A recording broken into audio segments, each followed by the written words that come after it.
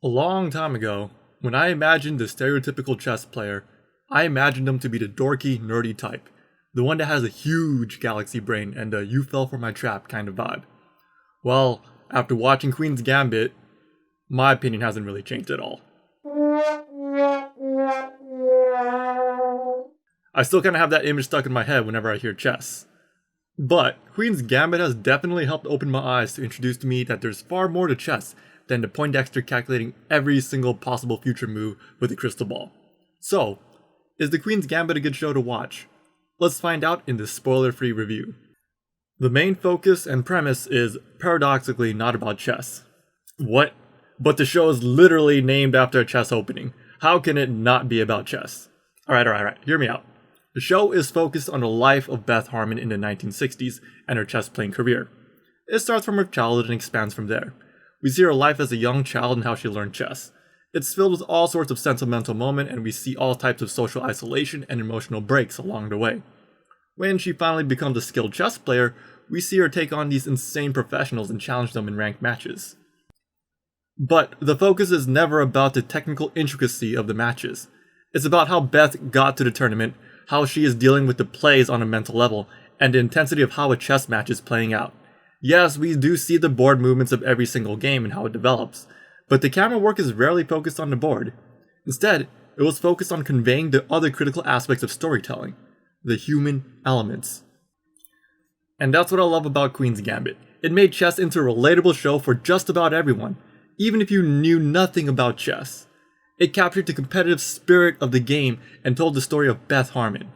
And outside of the matches, we see the world of the 1960s and how Beth Harmon is interacting with it.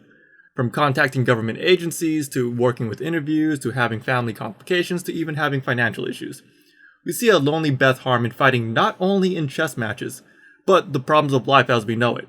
Some of them minor, but some of them life-threatening.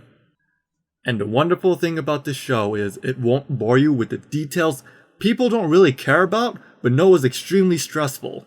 That sounds kind of confusing, so let me explain with an example.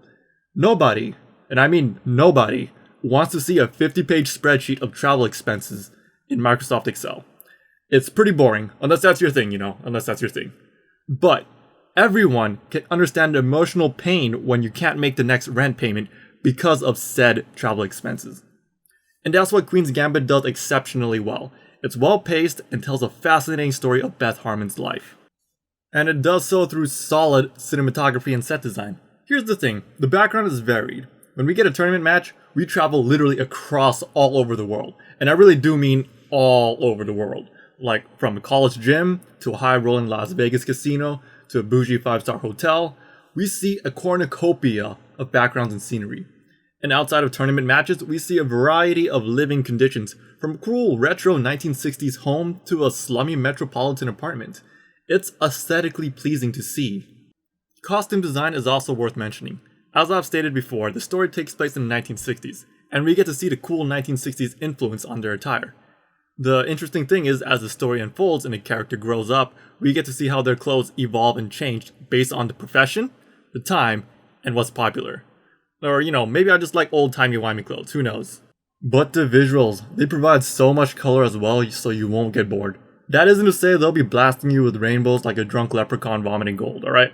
The show makes proper use of muted colors when appropriate for dramatic tension, and the camera work is top-notch and conveys the feeling of the situation perfectly. You have a chess loss? Get an abrupt cut. Subtle influences of alcoholism? A steady downward pans towards an alcoholic beverage. It's pretty nice. Sound-wise, it's pretty solid. It's kind of hard to screw up the special effects, to be honest, for a chess piece. Maybe they kind of boosted the depth of the pieces clacking for dramatic purposes. But, it's kind of hard to mess up chess. Boom. But the other stuff, when Beth is going through hardships,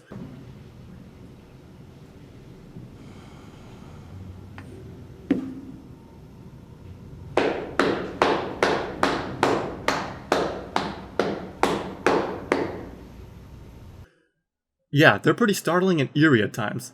So, pretty solid on the sound design. Music-wise, how would I describe it? People associate chess with being smart. People associate classical music with being smart. And the best way I can describe the music is classical, slow, methodical, with a heavy emphasis on piano and strings. It's several reprises of the main theme with different variations to provide huge impact during the dramatic scenes.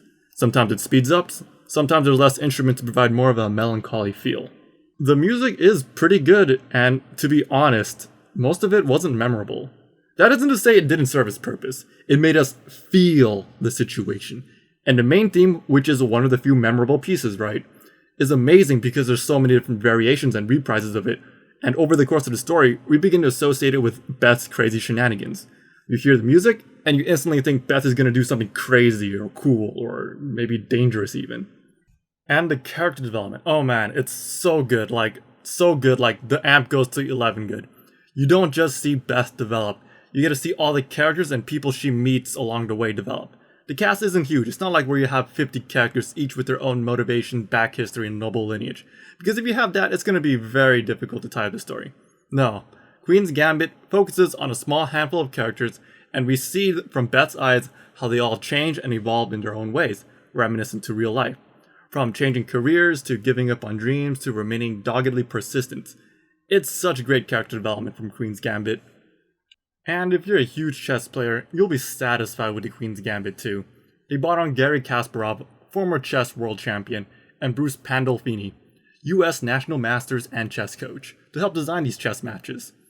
The show doesn't just show a single move too. It shows a series of chain moves that will land a person either checkmate or get them out of a sticky situation. It's all planned out, and if you're a huge geek for these things, then you'll appreciate the fine details placed into these matches. So, is Queen's Gambit worth a watch?